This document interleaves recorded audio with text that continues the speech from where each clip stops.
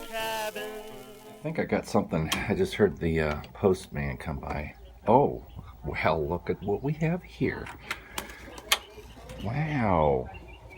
Check that out. Well, you're welcome. Hey guys, welcome back. It's been a week, and today is Friday, so I'm getting a little bit of a late start on my content. But anyways, yesterday was kind of a full day, a very sluggish day. Sometimes I don't get enough sleep, and so I have to kind of get up a little later and, take my time to get up to where I need to be. But anyways, yesterday was good. Had some company out in the old time cave later last night, and it was great. And I got good sleep tonight, so I'm happy. Anyways, as you see, we're in the kitchen. Why am I in the kitchen? Why am I not out in the time cave? It should be nice. It should be nice and cool at this stage in the game, right?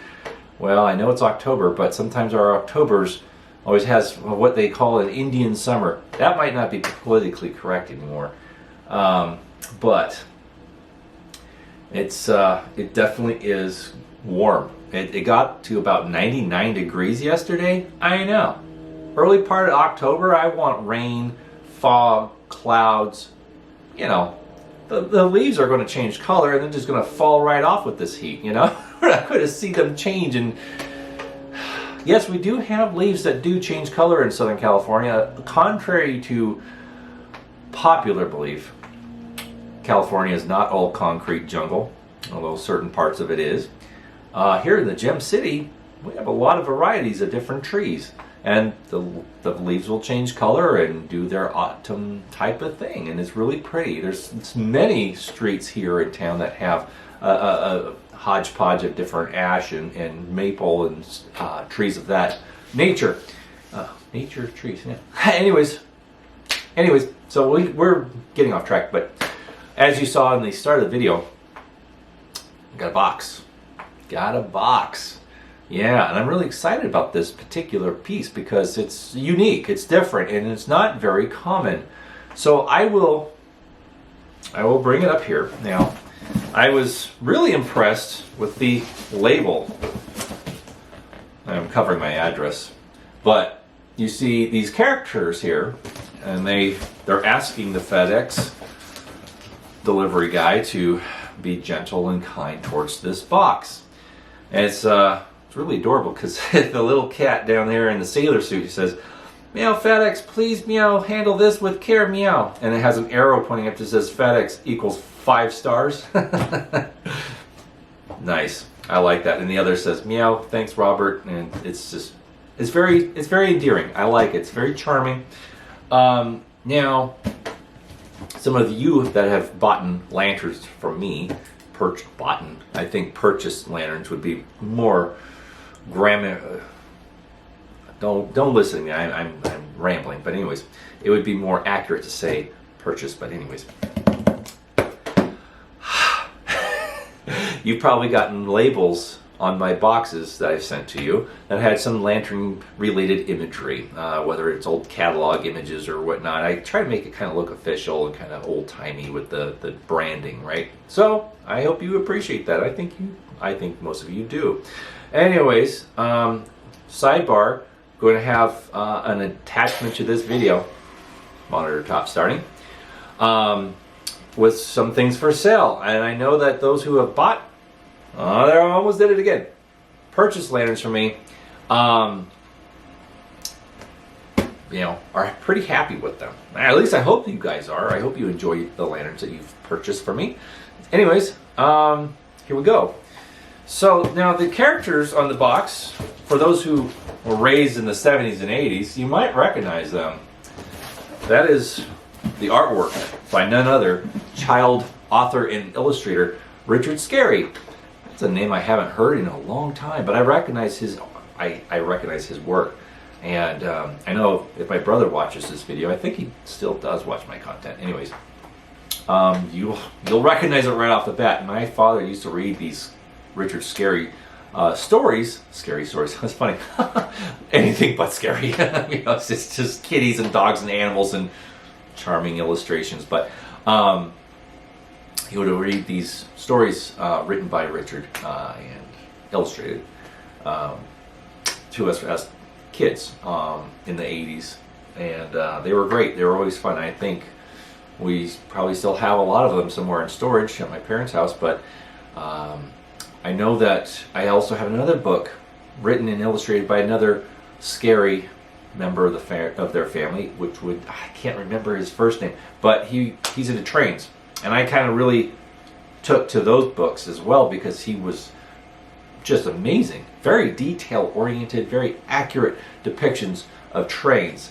And he knew what he was doing. He was very accurate, very accomplished artist, railroad artist. But anyways, I'll have to think of his name, but it's been many years. It's been over 40 years, so you know, yeah.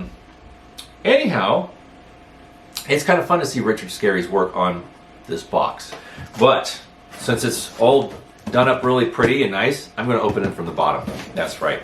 So this particular lantern, I was very excited to get it. And it was on eBay. And I thought it was going to go for a lot of money. And I thought it was going to be something that people were going to be bidding on. Apparently not. Apparently not. But that's okay. It's okay.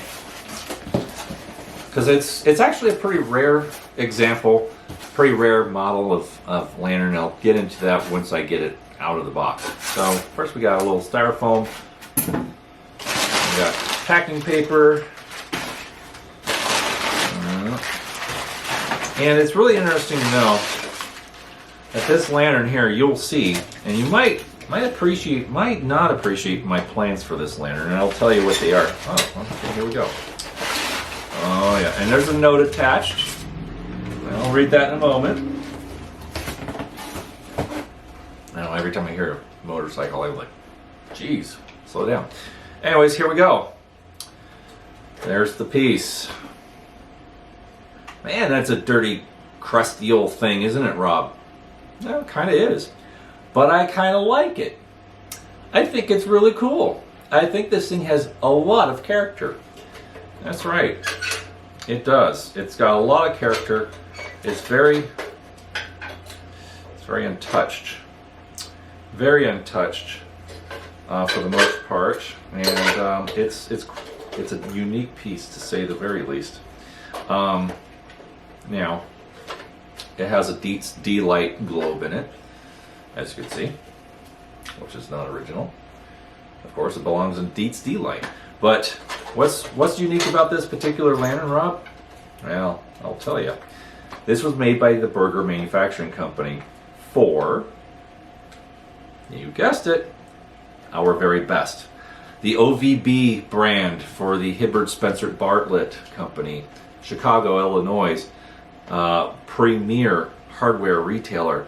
A lot of their stuff is very collectible, whether it's pin knives or tools or anything from that hardware store is rather collectible. Now it's interesting because lantern collectors like these jobbers, as they're called, because they were used just for general purpose and jobs. But anyway, it's interesting because a lot of hardware retailers of that time were ordering lanterns with their hardware store embossed, stamped into the fount and other parts of the lantern. So they would be offering a house brand as well as carrying other name brand items in their hardware store. This one is made by Berger. It's late run Berger, very late. You can tell by the smoke bell and the hooks and the wire guards. This is definitely last run for Berger. I would say probably 1912, right around 1911, 1912. That's when squat globe lanterns started to really come out. I will include pictures of this out in the sun so you can see all the detail. But I don't know. Can you tell that this fount might not be tin? Yeah. It's brass. And so is the crown. It's either brass or copper. Now, I've seen this model before, and most of them are brass. Now copper typically is a lot lighter color. Not lighter color, but it has what you call it, warmer tones. This has got a lot more yellow tones. So this is got it's definitely yellow, but I'm looking at this and it looks like there might be some stress cracks in the fount, and that's kind of unfortunate. And since the photos were very dark, it was hard to tell if there was any stress cracks. But I'm not planning to clean this lantern up, and I think that's what I was going to mention that some of you might appreciate and might not appreciate. With something this old and in this condition, I really kind of bought it because I liked the way it looked, just as it was. No, I'm perfectly fine. This thing is really cool, pretty special. I've liked this design of lantern before. I've seen other people post them. They're not very common. I like the Y-style globe guards here. And it's very Berger. Same with the side lift. This with this brass bracket right here is very Berger style. Now, it has a smoke bell that's very similar to Embury.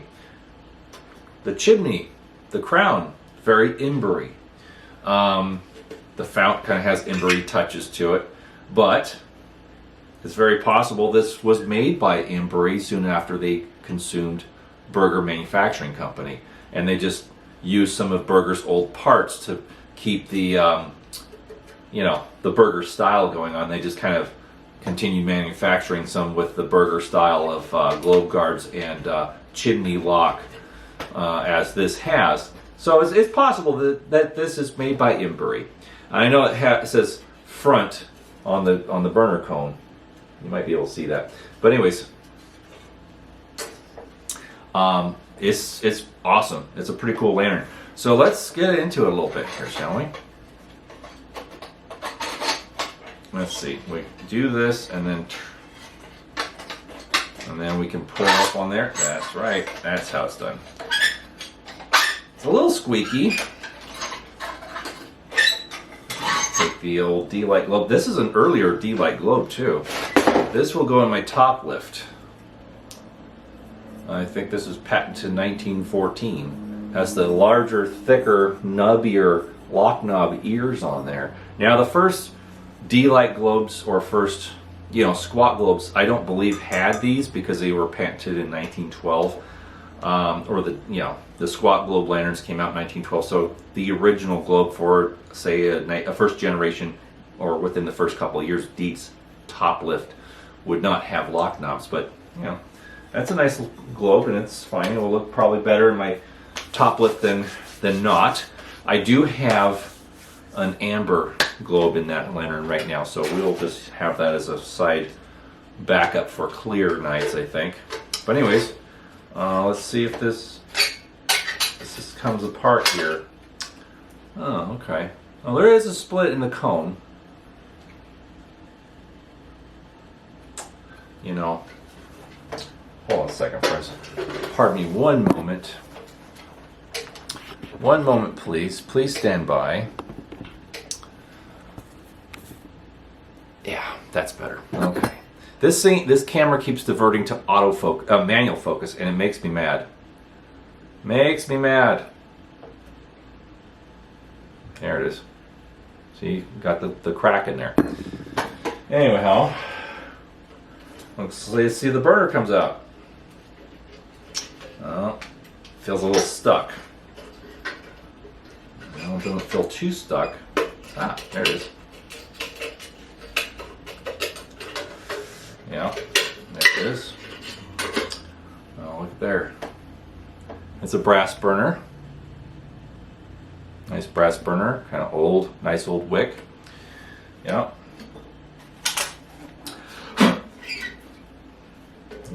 This might actually, that crack might not be a fail in the brass. It might actually hold oil. If it does, then we will fuel it and burn it at some point in time in the near future. But I might do just a little bit of cleaning on this. I haven't decided yet. I might do just a little bit. But with that being said, I think I'm just going to leave it as is. I really do like this aesthetic. It's very dark. Very, very, very dark. See, OVB. And on the back, Hibbert Spencer Bartlett. You see? Yeah. So, cool stuff. Nice old lantern. And I'm going to have to bend this lift lever. It's bent forward too far. And, yeah, I'm going to have to get that dealt with. But, hey, it's a cool piece. And I'm happy to have it. And, you know, inside looks kind of okay. It might be clean. But, yeah, there is a little bit of a stress crack right on the front of the fount. It might be fine. You see that?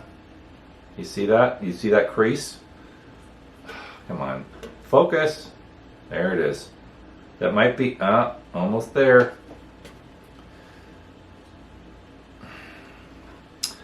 To bring it up. Camera's being kind of funny. But you see that? There it is. Yeah, you see it. Anyways. Yeah. OVB. Our very best. I might do my very worst. But you know, that's the other thing. Reason why I steer clear of a lot of brass. That's right. It cracks. It's not as stable, say, as copper. Copper doesn't have this stress crack problem as, say, as much as brass does. But brass is, you know, it's well, I'm not a metal expert, but I believe it's copper and zinc combined that comprises brass. Some of you might know different, and you're free to tell me in the comments. But anyways, see, it says front there. Okay, perfect. So this little guy will be fun to test. I will put it in a bowl and see if it will hold oil at some point today.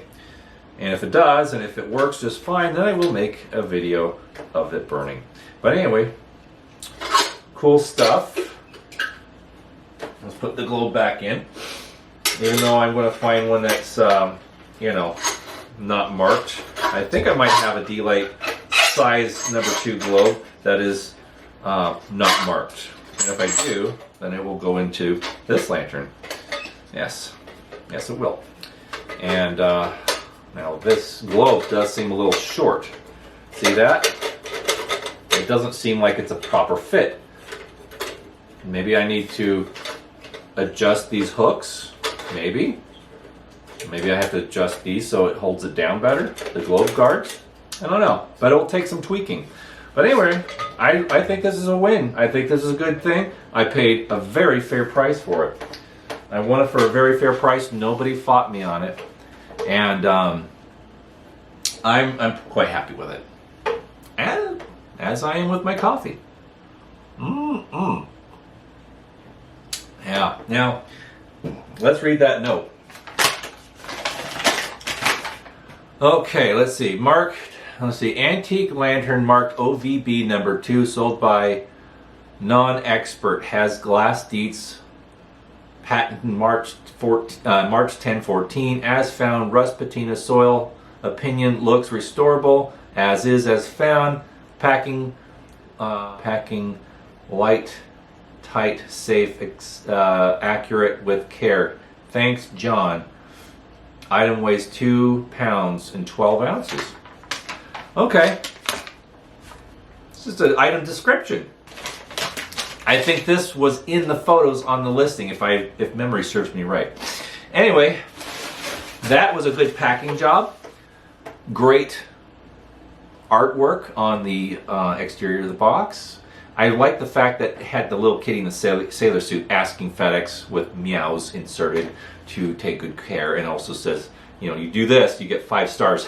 So I think that's clever and very fun. I like that stuff. It adds a human element to the eBay experience, and that's lacking largely. Anyways, before we go, I want to talk about my coffee that I'm enjoying. Yeah. Why? We all know you enjoy coffee, Rob. What's there to talk about? We all know this.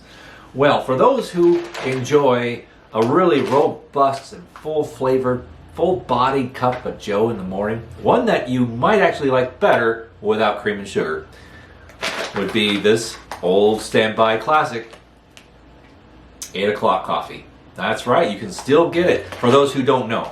I didn't know until recently, and a friend of mine says, hey, you can get 8 o'clock coffee at Walmart. And I says, you're kidding. I've never had it. I'm like, yeah. It used to be a mostly Midwest, East Coast, part of the A&P. It was a brand offered through A&P stores. Now A&P stores are gone. It's too bad. I thought they were pretty cool stores. I've never been in one, but from what I've heard, they were pretty good supermarkets. But anyhow, A&P is steeped in Americana. And their coffee, 8 o'clock, is definitely an old standby, an American standard. 100% Colombian. It's really, really good. Really good. They really did put out a fantastic coffee. And I will tell you, the moment I bought that bag and I smelled the aroma from it, I was like, okay, all right. You know, price-wise, it's actually pretty good. I was buying my beans at a local place that was sold, whatever they got. It was a discount market, and they had beans from a few other local roasters, one from San Francisco, and it was really tasty. It was good, but $12.99 for a 2-pound bag. And this, let's see, is it 2-pound or one? Let's see. Oops, sorry. This is 1 pound, 14 ounces. Yep, 850 grams. Anyways, this, I mean, once I tried it, it's only $14.99 at Walmart for the whole beans. Same price for the pre-ground stuff, but if you have a grinder, you're going to get a better experience, guaranteed. Guaranteed. I grind my own beans every day, and it's the best coffee still to this day. But anyhow, enough of the shameless plug for a company that does not endorse me, or sponsor me for that matter. But I thought I'd share that for those who have not tried 8 o'clock coffee and you are coffee snobs like me. Definitely try it. It's really, really smooth, really tasty, very flavorful. You will not be disappointed. Anyways, and for those who've had it, you already know. I don't need to tell you this. But anyhow, we're gonna get going. We're gonna get on with the day. But I thought I'd make this video for everybody as a late video for the week. But hope you enjoyed it. Thanks again, and we will be seeing you guys again very soon. And stay tuned for a few items up for sale. That's right. When one comes in, others have to go. That's right. That's the rule. That's the rule. All right, friends, take it easy, and we'll see you guys again next week. Bye-bye now.